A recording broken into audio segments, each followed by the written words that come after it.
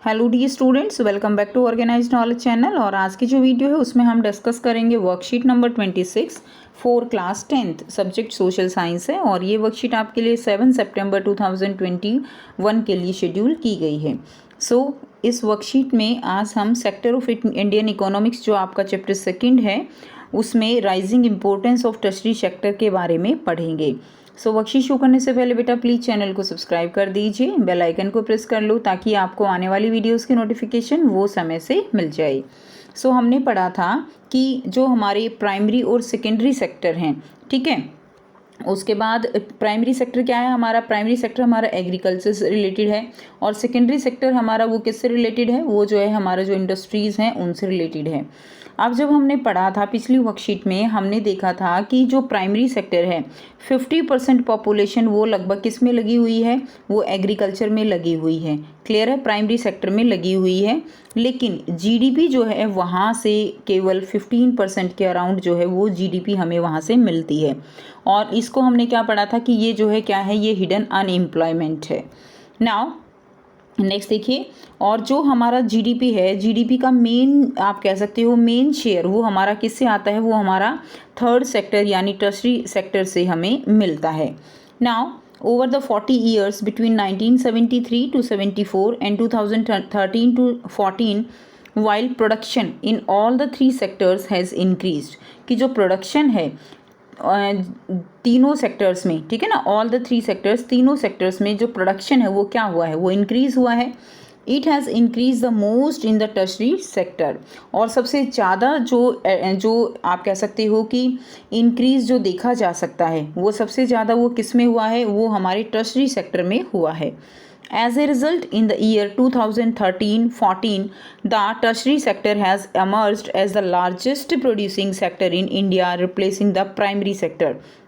और यहाँ पर क्या कहा गया है कि जो टर्शरी सेक्टर है वो जो है एक लार्जेस्ट प्रोड्यूसिंग सेक्टर की तरह जो है इमर्ज हुआ है। क्लियर, जिसने जो प्राइमरी सेक्टर है इंडिया का उसको एक तरह से क्या कर दिया है, रिप्लेस कर दिया है। यानी यहाँ पर सबसे ज़्यादा जो प्रोडक्शन है वो कौन से सेक्टर में है, सबसे ज़्यादा प्रोडक्शन अब है टर्शरी सेक्टर में।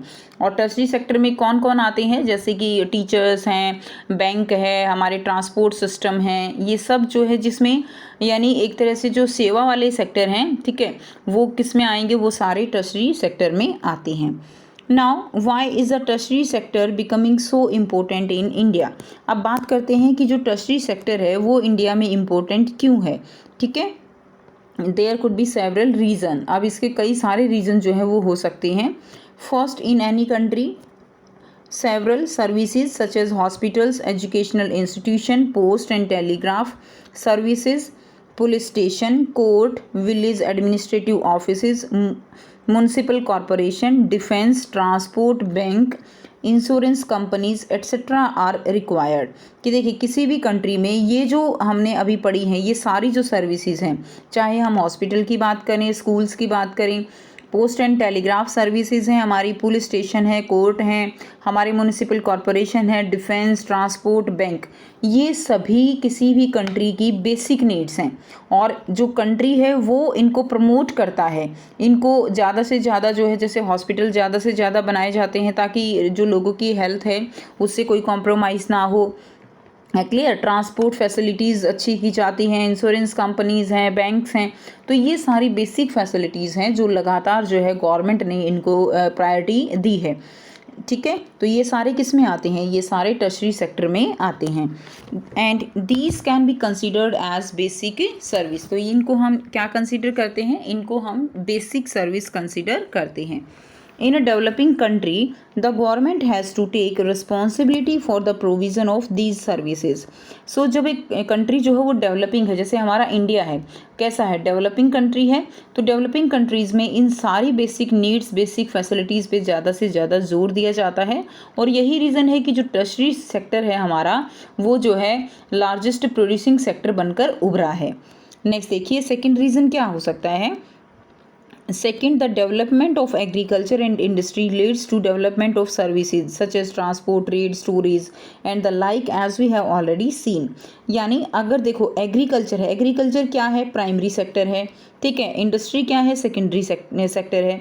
अब अगर हम बात करें कि अगर किसी भी कंट्री में एग्रीकल्चर का प्रोडक्शन बढ़ता है, इंडस्ट्री का प्रोडक्शन जो है, इंडस्ट्रीज़ बढ़ती हैं, यानी अच्छी अच्छी मॉडर्न टेक्नोलॉजी आ चुकी हैं जिससे जो एग्रीकल्चर है उसमें इम्प्रूवमेंट हुआ है तो प्रोडक्शन बढ़ा है तो उसके साथ साथ जो अन्य चीज़ें चाहिए, स्टोरेज चाहिए, उनको एक जगह से दूसरी जगह ले जाने के लिए ट्रांसपोर्ट सिस्टम चाहिए, ठीक है, ट्रेड होता है, तो ये सारी चीज़ें जो है क्या होंगी, साथ साथ बढ़ेंगी।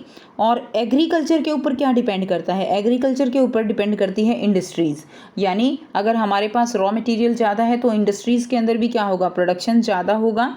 क्लियर, ज़्यादा से ज़्यादा इंडस्ट्रीज़ जो है वो बनती हैं, तो इनसे जो है टर्शरी सेक्टर का क्या होता है, जो है आप कह सकते हो कि टर्शरी सेक्टर का प्रोडक्शन भी इंक्रीज़ होता है। So greater the development of the primary and secondary sector, more would be the demand of such services। तो इससे जो सर्विस सेक्टर है हमारा, टर्शरी सेक्टर हमारा सर्विस सेक्टर है, तो उसमें भी क्या आएगी, डेवलपमेंट आती है। थर्ड, अगर हम बात करें इनकम लेवल की, देखिए अगर इनकम लेवल जो है वो इंक्रीज़ करता है, income level rise, certain section of people start demanding many more services, तो जो पीपल हैं उनकी और ज़्यादा सर्विसेज के लिए डिमांड होने लगती है। मान लीजिए आज जो है पैसा नहीं है, हम बाहर खाना खाने नहीं जाते हैं, हम कुछ नहीं करते हैं, लेकिन अगर हमारी इनकम अच्छी हो जाती है तो जो है क्या करते हैं, इंजॉय के अलग अलग साधन जो है वो ढूंढते हैं, घूमने जाते हैं। घूमने जाएंगे तो क्या होगा कि जो टूरिज़्म डिपार्टमेंट है उसको बेनिफिट होने वाला है, ठीक है। हम बाहर खाना खाने जाते हैं तो जो रेस्टोरेंट है, मॉल हैं, ठीक है, वो उन सबको बेनिफिट होता है। तो इस तरह से लोगों की जो डिमांड है वो बढ़ती चली जाती है इनकम के साथ साथ, उनको फैसिलिटीज़ ज़्यादा चाहिए। अपने बच्चों को, जिनके पास इनकम ज़्यादा है, वो अपने बच्चों को प्राइवेट हॉस्पिटल ले जाना पसंद करेंगे या खुद प्राइवेट हॉस्पिटल को प्रेफर करते हैं। आपके जो है सराउंडिंग में भी ये चीज़ें आप ज़रूर देखने को मिलेंगी। और इवन एजुकेशन में भी क्या होता है कि अगर आपकी इनकम अच्छी है तो पब्लिक स्कूल में जो है बच्चे पढ़ते हैं। तो ये चीज़ें क्या हैं कि जैसे जैसे इनकम बढ़ती है तो जो क्वालिटी ऑफ लाइफ है वो भी जो है क्या होती है, एक तरह से उसको अच्छे से अच्छा बेटर करने की कोशिश करते हैं। और उसके लिए क्या चाहिए, उसके लिए सोर्सेज चाहिए, सर्विसेज चाहिए। तो ये भी एक रीज़न है। Clear. So you can see this change quite sharply in cities, specially in big cities. तो ये चेंज जो है जो बिग सिटीज़ हैं वहाँ पर बहुत ज़्यादा देखने को मिलता है। Fourth, over the past decade or so, certain new services such as those based on information and communication technology, we have become important and essential। ठीक है। So over the past decade certain new services जो है वो भी launch हुई हैं, like which are based on the IT sector है हमारा एंड कम्युनिकेशन टेक्नोलॉजी है, ठीक है। They have become important and essential. So production of these services has been rising rapidly. तो ये सर्विसेज भी हमारी, आप कह सकते हो, शार्पली जो है वो इंक्रीज़ हुई हैं। अब यहाँ पर आपको बहुत ही इजी जो है 4 क्वेश्चन दिए गए हैं, ठीक है। 4 क्वेश्चन है, काफ़ी इजी हैं। इनके सारे आंसर हमने वर्कशीट में भी डिस्कस कर लिए हैं। सो आइए इनको 1 बाय 1 डिस्कस करेंगे।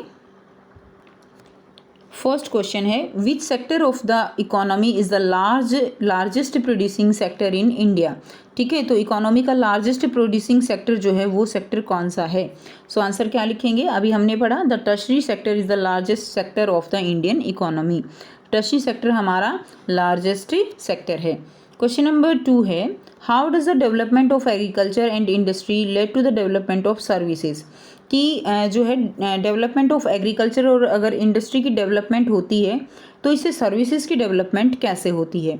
सो when agriculture and industries develop the demand for some other services also increases such as transportation, trade, storage etcetera.